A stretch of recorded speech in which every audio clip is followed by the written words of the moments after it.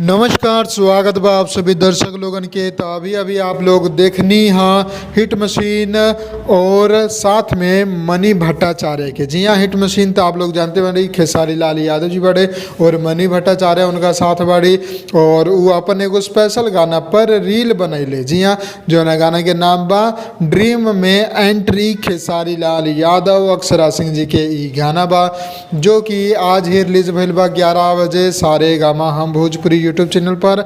और आप लोग खूब प्यार आशीर्वाद दे रहल बानी वीडियो के, तो ओकरे ऊपर खेसारी लाल यादव जी ई शॉर्ट रील वीडियो बनौले बाड़े, जो कि बहुत ही ज़्यादा तेज़ी से फेसबुक पर और भी बहुत सारा जगह पर वायरल हो रहल बा।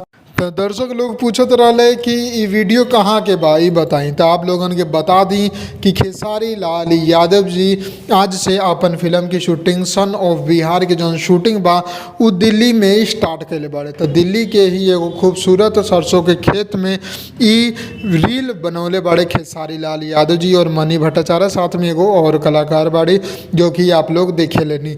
एक एगो वीडियो में दूगो खबर दे देनी, आप लोग रील भी देख लेनी।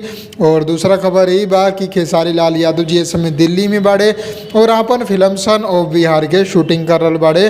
और बाकी गाना बहुत ही अच्छा चल रहा बा सारे गामा हम भोजपुरी पर जाके आप लोग देख सकतानी। और अक्षरा सिंह और खेसारी जी ये गाना के गौले बाड़े, तो आप लोगन के खूब एंटरटेन करिए।